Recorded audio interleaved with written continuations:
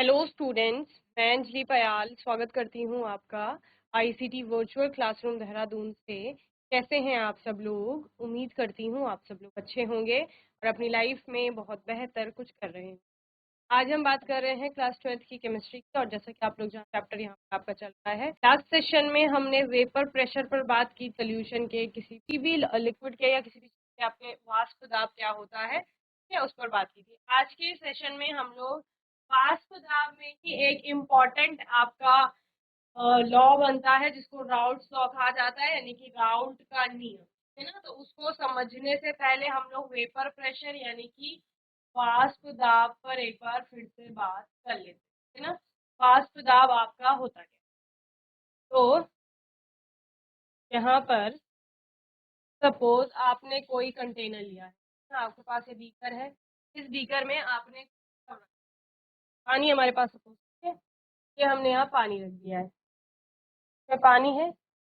अब आपको पता है पानी पदार्थ है, पदार्थ कणों से मिलकर के बना हुआ है, तो पानी के कण होंगे इसमें। यहाँ पर भी कण है, यहाँ पर भी कण है, यहाँ पर सभी जगह कण है, यानी यहाँ पर भी एक समान रूप से कण है, ठीक है। यहाँ पर भी पूरे उसमें फैले हुए हैं। हम किन्हीं दो कणों की बात करते हैं, और उन दो कणों में एक कण आपका ये वाला है और दूसरा ये वाला, ठीक है।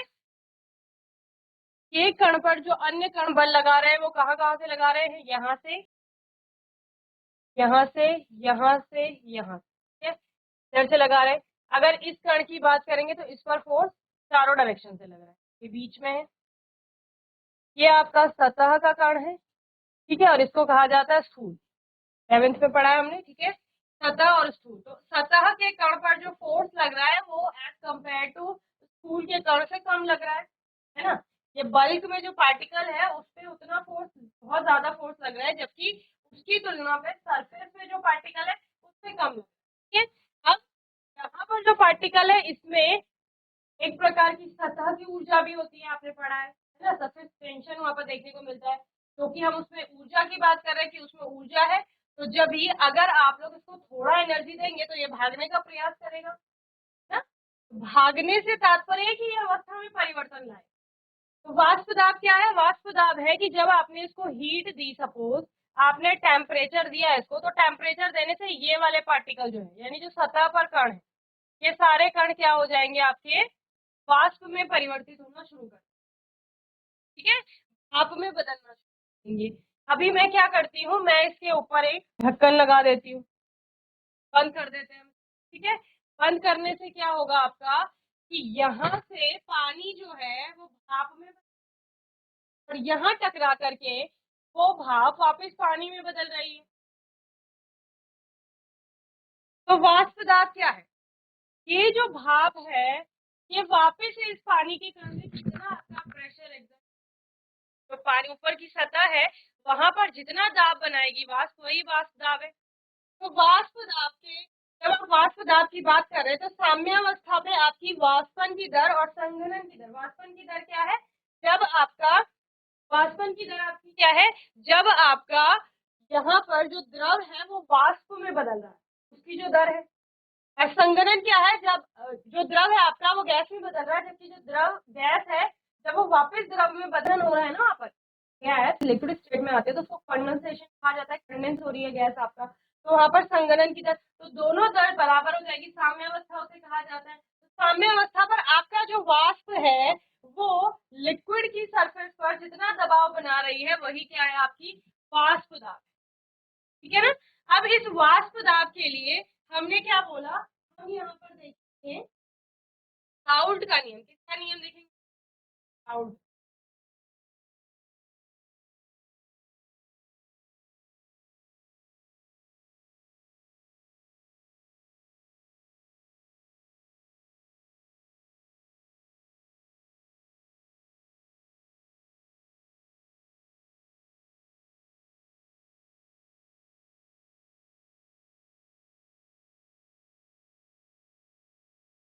राउल्ट का नियम। राउल्ट का नियम क्या है? अब आप ध्यान से समझिए, ठीक है। मेरे पास एक कोई विलायक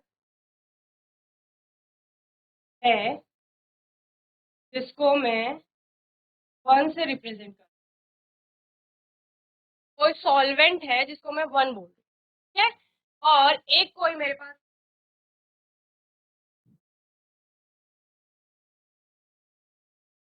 जिसको मैं 2 बोल रही हूँ, ठीक है। लायक 1 है और विलेय हमारा क्या है 2।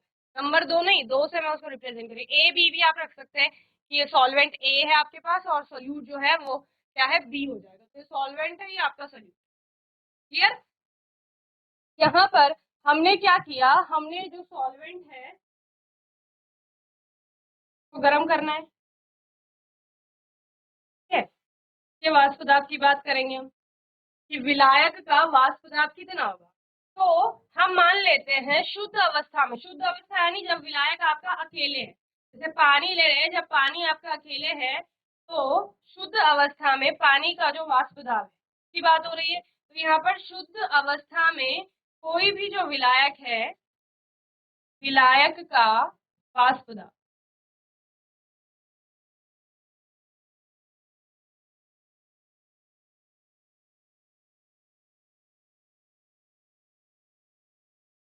वो सपोज आपका P1 नॉट है, P1 नॉट 1 से आप इसको डिनोट करें तो P1 नॉट मान लिया, ठीक है। इसी तरह आपने क्या बोला, आपने बोला मैम हम बी का भी देखते हैं, सेकंड का भी देखते हैं, यानी कि जो हमारा क्या है विलेय, है ना। इसमें हमने विलेय ले लिया है और अभी हम क्या कर रहे हैं, विलेय, विलेय का भी आपका कुछ ना कुछ वाष्प दाब होगा। तो शुद्ध अवस्था में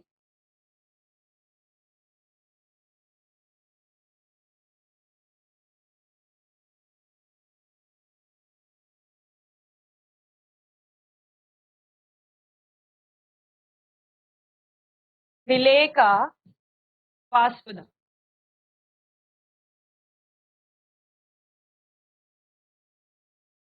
P2 नॉट है, ठीक है।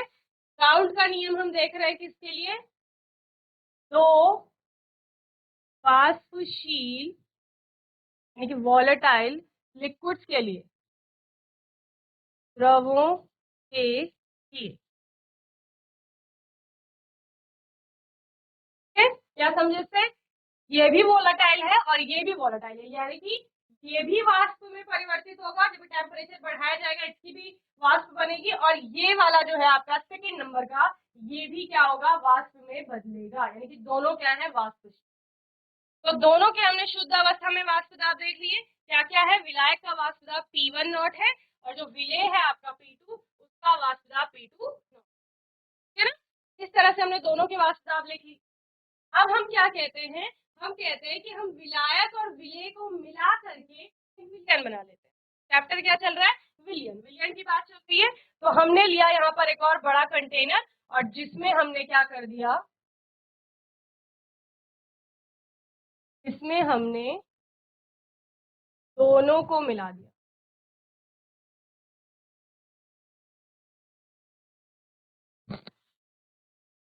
ठीक है। इसमें हमने क्या किया 1 प्लस, यानी कि विलायक और विलेय दोनों को हमने मिक्स कर। अभी क्या होता है देखिए, जब हम इसकी बात कर रहे थे विलायक की, तो इस पूरी सतह पर विलायक के ही ना 1 1 1 ये सारे इसी के पार्टिकल्स थे, ठीक है।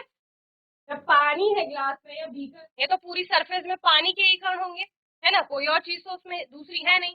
अब हम क्या बोल रहे हैं, जब शुद्ध अवस्था में विलेय है कोई दूसरा आपका जो कि लिक्विड है, इसमें जब ये शुद्ध अवस्था में, जब इसके साथ कोई और चीज नहीं है तो इसकी सतह पर भी इसी के पार्टिकल्स होंगे, ठीक है।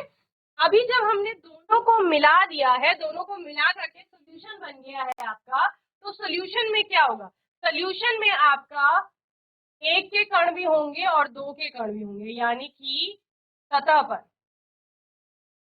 क्या समझे, ये आपका नंबर 1 और ये नंबर 2, यानी कि विलेय और विलायक दोनों के कण हैं यहाँ इस तरह।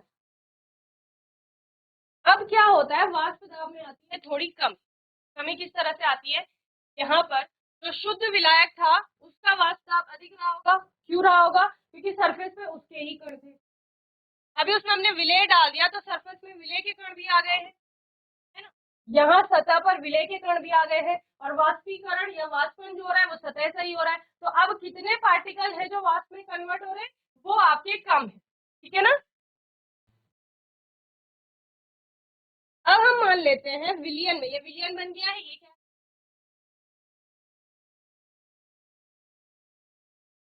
इस विलियन में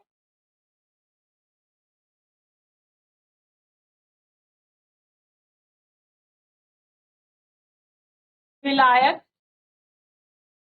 को आप एक से लिख रहे हो का आंशिक वाष्प दाब,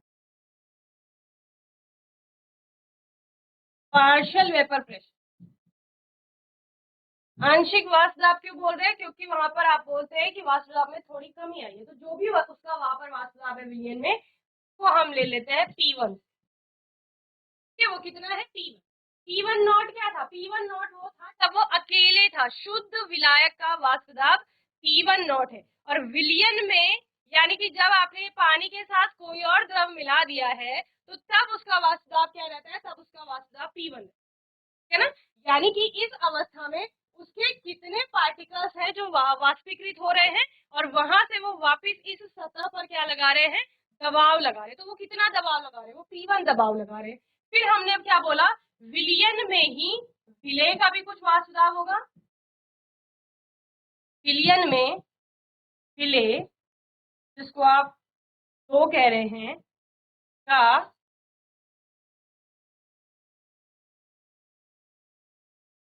आंशिक वाष्प दाब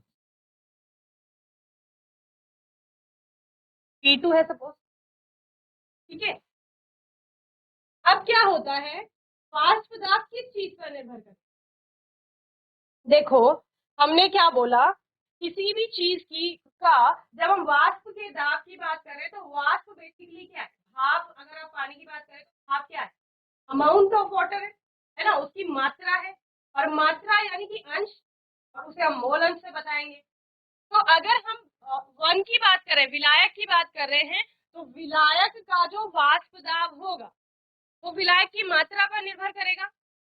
जितनी ज्यादा उसकी मात्रा होगी उतना ही ज्यादा उसका वाष्प दाब होगा। तो आप बोल सकते हैं तो आपका P1 है, क्या है?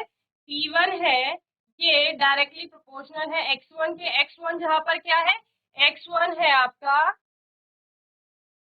वन का यानी कि विलायक का मोल अंश उस विलियन में, ठीक है। अब जो नंबर 2 है उसका जो वाष्प दाब है, विलेय का जो वाष्प दाब है, वो किस पर निर्भर करेगा? विलेय की मात्रा पर वो भी निर्भर करेगा। तो यानी जो P2 है वो भी डायरेक्टली प्रोपोर्शनल है X2, ठीक है। और X2 यहाँ पर क्या है? विलेय का यानी 2 का मोल अंश। मोल अंश या मोल प्रभाग, मोल फ्रैक्शन, जो भी वर्ड आप इसके लिए यूज करते हैं, ठीक है। क्लियर? चलिए, अभी हम क्या करेंगे? हमको हटाना है ये प्रोपोर्शनैलिटी का साइन।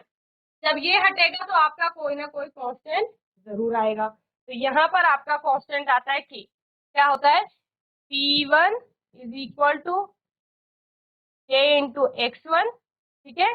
और P2 is equal to K into X2, ठीक है। चलिए, यहाँ पर हम P1 P2 की बात कर रहे हैं, X1 X2 की बात कर रहे हैं, ठीक है। अब हम क्या मान लेते हैं? हमें पता है कि know that 1 plus X2 is equal to क्या होता है? 1 होता है, ठीक है। और जब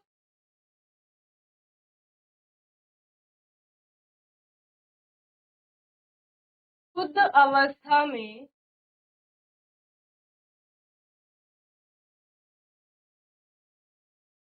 विलायक के लिए जब X2 इज इक्वल टू 0 होगा, है ना। जब पानी अकेले है तो मोल अंश पानी ही पानी के होंगे वहां पर, इस बार चीज होंगे नहीं। X2 0 हो जाएगा, है ही नहीं वहां पर, सेकेंड नंबर की कोई चीज नहीं। तो X2 0 हो गया, that means X1 is equal to 1, ठीक है। अभी हम इसको इक्वेशन 1 मान लेते हैं, इसको इक्वेशन 2 मान लेते हैं, ठीक है। इक्वेशन 1 में समीकरण 1 में X1 का मान रखने पर क्या मिलता है आपको? x1 की जगह आपने क्या रख दिया, 1 रख दिया, और p1 इज इक्वल टू क्या आ जाएगा आपका, क्या आ जाएगा। और आपको पता है शुद्ध अवस्था में एक का, ये विलायक का वाष्प दाब P1 नॉट है, अतः K is equal to P1 not. अब ये वैल्यू आप इक्वेशन, K का मान समीकरण 1 में रखने पर क्या मिलेगा आपको, P1 is equal to P1 not into x. Third equation समझ आया। सेम यही हम क्या करेंगे, शुद्ध विलय के लिए करेंगे। विलय जब होगा तो वहां पर x1 इज इक्वल टू क्या हो जाएगा, x1 is equal to 0, that means अतः x1 plus x2 is equal to 1 से x2 इज इक्वल टू 1 हो जाएगा। x1 तो 0 हो गया ना, ये 0 हो गया, इसका मतलब x2 1 है आपका, ठीक है ना। तो ये वैल्यू आप वहां पुट करेंगे तो क्या हो जाएगा आपका, समीकरण 2 में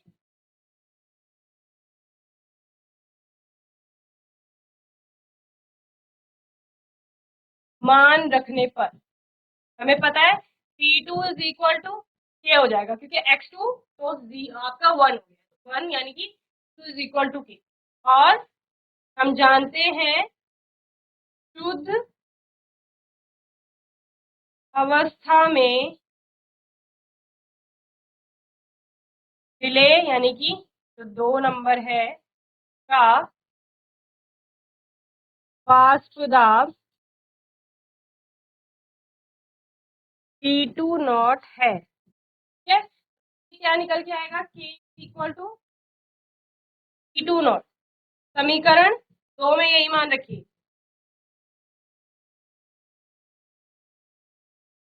K का मान रखने पर क्या हो जाएगा, P2 is equal to P2 not into x2। ये हो गई इक्वेशन 4, ठीक है। तो हमें दोनों के अलग अलग आंशिक वाष्प दाब पता चले। P1 और P2 क्या थे, आंशिक वाष्प दाब। P1 आंशिक वाष्प दाब था विलायक का, और P2 जो है वो आंशिक वाष्प दाब था किसका, विलेय का।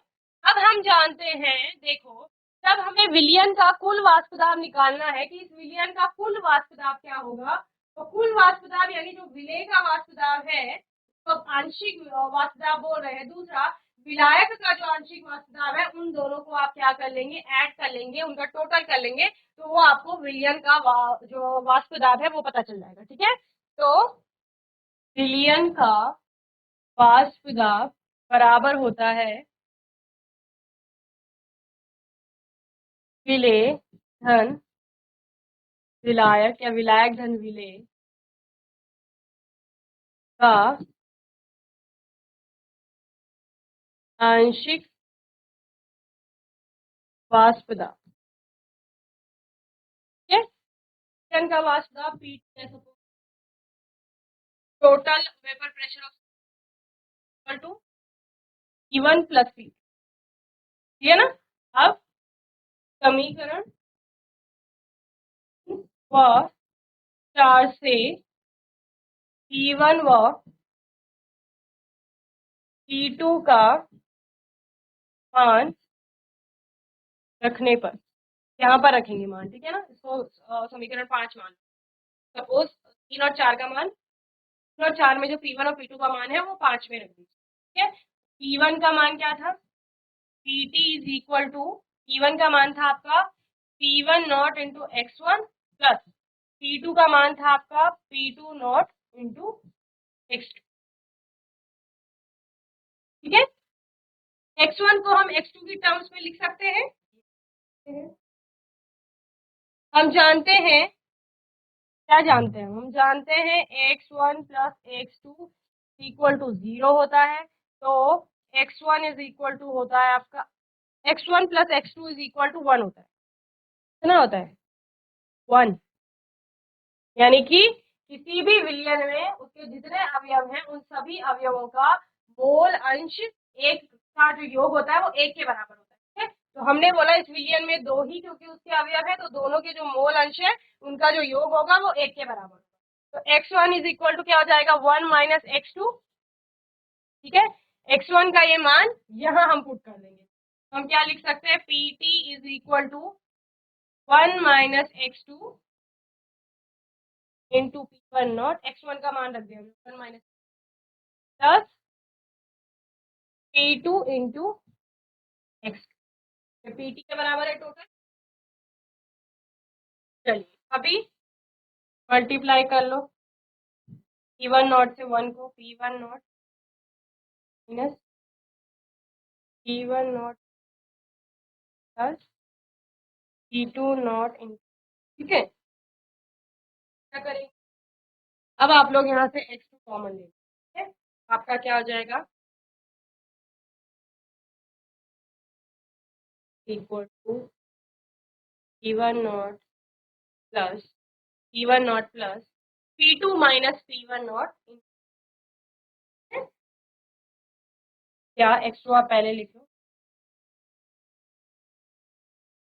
नॉट। ठीक है, एक क्वेश्चन इससे आप क्या निकाल सकते हैं? विलयन का कुल वास्तुदाब क्या है, जहां पर आपको क्या क्या चाहिए? जो आपका विलायक है उसका शुद्ध अवस्था में वास्तुदाब चाहिए, विलेय का मोल फ्रैक्शन चाहिए, है ना, विलायक का विलेय का आपका क्या चाहिए? मोल अंश चाहिए, और विलयन का वही शुद्ध अवस्था। ठीक है, विलायक का आपको शुद्ध अवस्था में वास्तुदाब चाहिए। ठीक है, चलिए अब राउल्ट का नियम कहता है कि तो वाष्पशील द्रव है ना, वाष्पशील द्रवों के जो विलयन बनते हैं, ये विलयन में जो उसके प्रत्येक अवयव है, जहां पर हमने यहाँ पर दो अवयव लिए, नंबर 1 और नंबर 2, विलयन में प्रत्येक अवयव का जो वाष्पदाब होता है, कैसा वाष्पदाब? आंशिक का आंशिक वाष्पदाब। ठीक है ना, वाष्पशील द्रवों का विलयन बनाया, दो वाष्पशील द्रव थे उनका विलयन बनाया। उस विलयन में आपने, क्योंकि दो ही आपने कहा कि दो वाष्पशील द्रव लिए हैं, उनका जो क्या होगा? आंशिक वाष्पदाब होगा। प्रत्येक आंशिक वाष्पदाब, एक का भी और दो का भी। तो आंशिक वाष्पदाब विलयन में उनके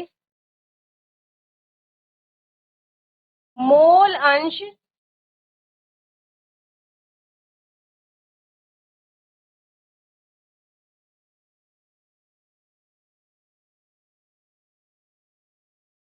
के समानुपाती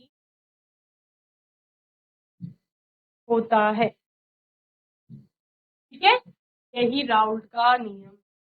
और इसी से आपने क्या निकाला था? आंशिक वाष्पदाब एक का P1 जो समानुपाती है x1 के, जो कि विलयन में उसका मोल अंश है, और P2 क्या है? x2 के समानुपाती है, जो कि 2 का आपका आंशिक वाष्पदाब है, जो कि उसके मोल अंश के समानुपाती है, जो कि विलयन। है ना, समझ आया? चलिए नोट करेंगे। सबसे पहले राउल्ट का नियम लिखिए। चलिए आगे नोट। चलिए यहाँ पर आज में राउल्ट का नियम देखा दो वाष्पशील द्रवों के लिए। अगर वाष्पशील द्रव में कोई अवाष्पशील, यानी वाष्पशील विलायक में कोई अवाष्पशील विलेय मिला दिया जाएगा, तो फिर क्या होगा? फिर जो शुद्ध विलायक का वाष्पदाब है वो आपका कम हो जाएगा। क्यों? सरफेस पर आपके अवाष्पशील विलय के कण भी आ चुके हैं। तो जैसे सरफेस एरिया कम हो गया क्योंकि तो ज्यादा पार्टिकल आपके फेज कन्वर्जन में नहीं जा रहे हैं, यानी लिक्विड से आपका वेपर फेज में नहीं जा रहे। ठीक है, तो वेपर फेज में जब पार्टिकल नहीं जा पा रहा है तो वाष्प का उसका दबाव भी कम बनेगा ना, वाष्प कम बनेगी तो दाब कम बनेगा, तो वाष्प दाब कम हो जाएगा। तो इस प्रकार से उसमें आपेक्षिक अवनमन आ जाता है। ठीक है, तो ये हम आने वाले सेशंस में पढ़ेंगे। कुछ न्यूमेरिकल्स पर भी हम लोग बात करेंगे। ये इस चैप्टर के कुछ इंपॉर्टेंट टॉपिक्स चल रहे हैं जिन पर आपके क्वेश्चन बनते ही बनते हैं, तो आप लोग ध्यान से पढ़िए ये चीजें और रिवाइज करते रहिए बार बार। बाकी कोई डाउट होगा, क्वेश्चन होगा तो आने वाले सेशन में आप लोग पूछ लेंगे। अपने आने वाले सेशन में कुछ और नए टॉपिक्स के साथ हम लोग आएंगे, और तब तक के लिए आईसीटी वर्चुअल क्लासरूम से जुड़ने के लिए